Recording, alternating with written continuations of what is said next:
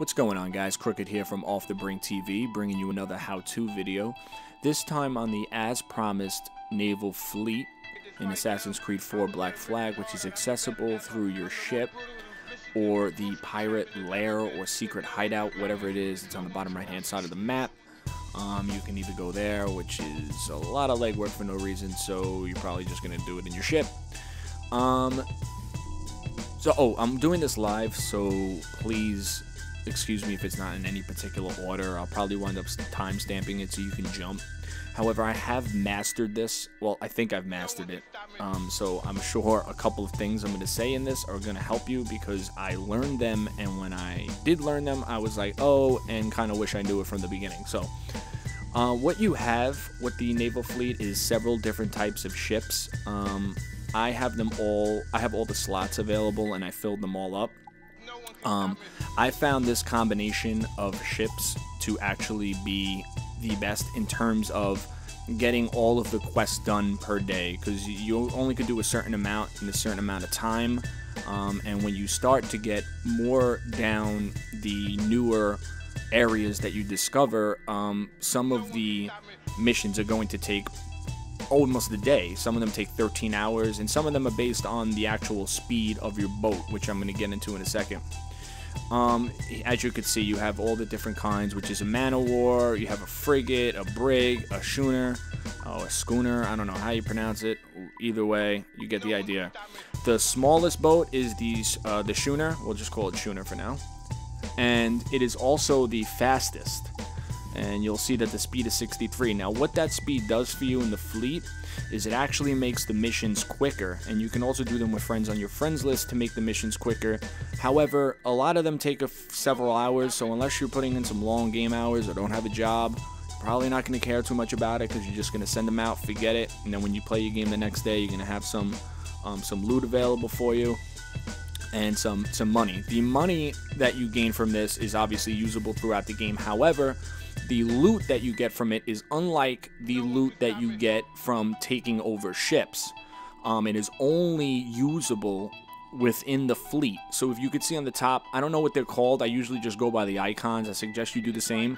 However, the fire barrels on the top left, those are used for the naval combat, which you need to use to make the map go from either hazardous or treacherous down to safe. But I'll get to that in a second. I just wanted to show you these different ships. Now, before I get into the naval map, I also want to note that these speed, firepower, cargo space, they're different depending on the level of the type of ship that you actually take over. So this HMS Merlin, when I took it over and sent it to the fleet, which I'm sure you know how to do, it gives you the option when you do it. It doesn't tell you the cargo space until you get to the fleet and you look at it. But you can actually have, on a frigate, you can have up to 45 cargo space, and some of the missions require 45, so I don't know if you want to try to get a couple of frigates at 45, you know, at the max. However, what I did was I just got a bunch of brigs and frigates, and I left the last 5 or 6 for just man-of-wars, and the man-of-wars go from cargo space 70 all the way up to 90, and I think I have one here that I could show you. Let's see. Right there. Whoops. Okay, a little delayed. Yeah, as you can see, this one has 90, and I only came across one mission that had 90 cargo space, and I'm actually almost done with all of the missions. But yeah, you know, you're gonna want to get a man-of-wars. Obviously, if you don't want to get a 45 frigate, you just want to play it on the safe side and have a couple of extra man-of-wars like me, you definitely still want to make sure you have at least 1 or 2 80 man-of-wars and at least 190 cargo space man-of-war. And I'll probably be releasing a guide on how to take over man-of-wars in less than 10 seconds, which is pretty awesome. It's involving heavy shot and such. But let's move on so we don't spend too much time on the types of ships. The next part that you have is the naval map, and this is where all the shit goes down. This is where you're going to be making your routes safer, and you're going to be doing your missions. Now, before you make a route safer, what I recommend you do is you go through each of these routes and you see which quest has the exclamation point, which means a quest that you haven't done, and those are the ones you're going to want to make sure your guy gets out to doing first.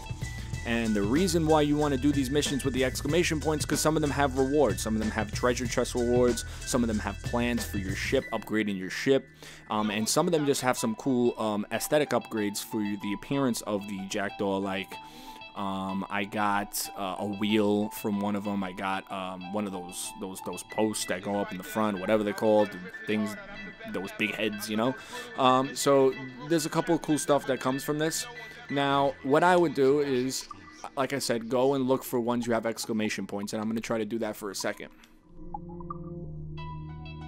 Now, while I'm doing that, I want to mention that the first big tip that I told you, that I was going to tell you, was about the cargo space. Now, here is the second one. Right here at Mediterranean Sea 4, I open it up, and you could see that I have 3 quests that I have not done, or missions, or whatever you want to call them. I play a lot of RPGs, so I call them quests. You can call them missions, whatever. Anyway, so as you can see, the route danger is treacherous. Now, if you're just starting this out, you'll probably wind up, you know, a couple of yellows, oranges, not many reds would be on there when you first start up. However, this method is going to apply to no matter what.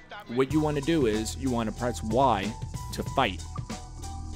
Now, as you can see, I have 3 frigates here, and for treacherous, that's actually pretty good to be against 3 frigates and not have to go against, you know, 3 man-of-wars. However, if you don't like the outcome when you start this, you can just hit B and press Y again, and it'll bring it up again, and this time with a different set of ships. See, there's 1 man-of-war down there instead of 3 frigates. We don't want that. We want to back out, hit Y again, and you want to keep on doing this until you get an assortment of ships that's going to be easier for you to take down, and basically it's going to give your odds of success a 100.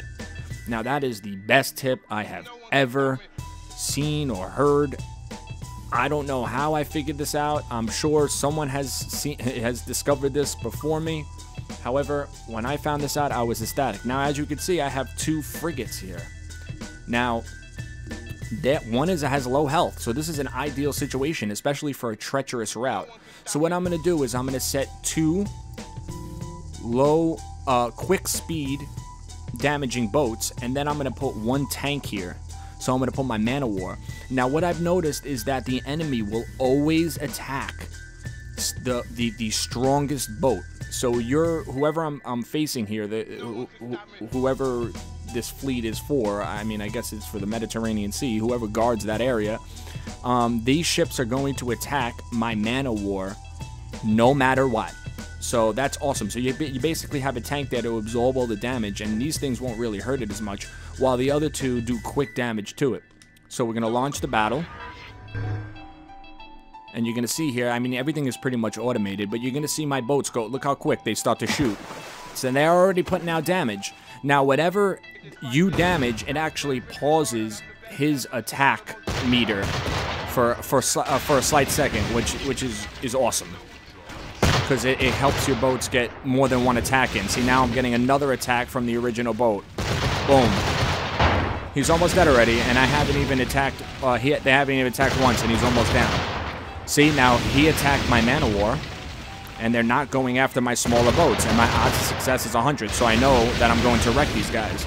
Now, when your man-of-war finally shoots, he's probably going to take out one of the boats, and now that's going to hit him. Now, if you want, if things are getting sticky, you can actually press Y to release one of your fire barrels, and that'll do obscene damage to the boat, if not destroy it. And I like to do that when there's one of them that has a little over half life, and I see that they're going to get another attack in, so I go ahead and use that so it takes him out before he can get an attack on me. This way, I don't waste that many diamonds. But I mean, at this point in the fleet, I have so many diamonds. I've already filled up all of my slots with the boats that I want, and I don't really need to earn any more diamonds or save any more diamonds for repairs. And you're going to want to repair your boats, and that's pretty much, you know, self-explanatory. Just go to your ships and let's find one that, yeah, and just press X and heal them up. Now, the reason why I put the 2 little boats out there is because they take the least damage. I mean, they take the most damage, and they might get destroyed. But besides that, you know, you want to reduce the amount of damage to as many boats as possible, so you reduce the amount of diamonds that you actually have to use to repair Obviously, it's pretty simple stuff. Other than that, I mean, that's really all I have in terms of, you know, a guide. Those 2 tips should take you no problem to finishing all of the fleet missions and getting all of your upgrades and all of your cool trophies or whatever you like from getting out of the fleet. If I missed anything, I'll probably wind up putting it in the description, but I doubt if I did. And, oh, one last thing, you definitely want to make sure that your routes are down to safe before sending you guys on missions. So, another good tip is to open up the areas in which you see that you have missions for, get those to safe, but before you send out your ships, get all of the areas down to safe that you want to send your ships, and then send them, because you don't want to not have access to your ships for the initial battle, on reducing the hazardous or treacherous, you know, when you're knocking that down to safe, you don't want to have to worry about not having ships to battle. So definitely just, you know, make a quick bullet point in your head of which ones you want to go ahead and attack and get down to safe, get those down to safe, and then send you guys out on missions. I just want to also remind you to make sure that you have enough cargo space on one of your man of wars, because you're eventually going to come to some missions that have 80 and 90 cargo space limits. So you don't want to have to go out and then get a man of war and then send him out on the fleet, because that's just wasted hours where he could be out doing the mission. Thanks for watching, and like I said, if you guys have any question, leave them in the comment section below. And if you like this video, if it helped you, please give me a like, share it, you know, do all that good stuff, subscribe, whatever they do on YouTube, right? Alright, man, out.